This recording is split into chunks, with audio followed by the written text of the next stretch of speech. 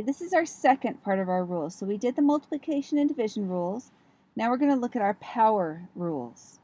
So what is 7 to the third squared? Remember, you go back to the definition if you have any questions. 7 to the third squared is 7 to the third times 7 to the third. Now we know how to do that. We could write it as 7 times 7 times 7 times 7 times 7 times 7 and get 7 to the 6th. Or we could just say that 7 to the 3 plus 3, which is 7 to the 6th.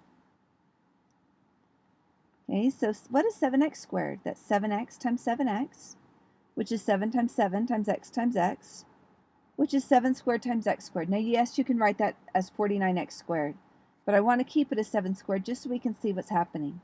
So here are my rules. If I have a to the m to the n, if I have a power raised to a power, I multiply the exponents. Do you see how that happened with the 7 to the third squared? I had 3 times 2 would give me 6.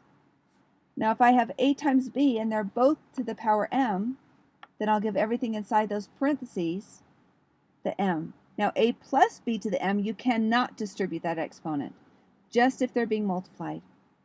So let's look at some examples. 2 over r to the fourth. 2 to the fourth over r to the fourth. 2 to the fourth is 16. So keep your variables with their exponents, but if you have numbers, multiply those ones out. 3x squared over y to the third. Remember to give that exponent of 4 to everybody in the parentheses. Usually people remember to give it to the variables, but they quite often forget to give it to the numbers. So that would be 3 to the fourth, x squared to the fourth, y to the third to the fourth. 3 to the fourth is there. X squared to the fourth, power raised to a power, I multiply the exponents and get 8. Y to the third to the fourth, power raised to a power, I multiply the exponents and I get y to the 12th. That would give me 81 x to the 8th over y to the 12th. Okay, next, do my outside exponent first. So that would give me 9u to the fourth v squared for that second set of parentheses in the numerator. Now let's combine things on the top. 4 times 9, 36. U to the third and u to the fourth, u to the seventh. V to the third and v squared, give me v to the fifth. Now we'll simplify the numerator and denominator. 36 over 12 would be 3. How about u to the seventh over to u to the fifth? Good, that would give me u squared. And then 5 v's on top, 2 v's on the bottom. Leaves me with 3 v's left over. Okay, last example. Okay, outside exponents first. Distribute, that's not the right word, but I know that's what you're thinking. Those squares to whatever's inside those parentheses. So I'd have, I simplify the first one first. And then I'd have s to the 6th, t to the 10th, over 4. Don't forget to give it to the numbers as well. 100, s to the 6th, t to the 6th,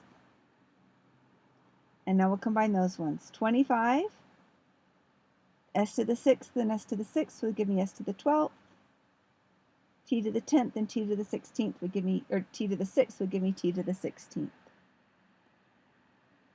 Okay, just to recap, if I have a power raised to a power, I multiply. If I have common bases being multiplied, I add. If I have terms being added, I can't do anything. Usually people are fine with that until we cover exponents and then they start trying to do things with those. So if I've got things multiplied, I can do something. If I have a power to a power, I can do something. But if I just have things added, I cannot combine them unless they are like terms, unless they have exactly the same variable part. Okay, the last video for this section will be addressing simple interest.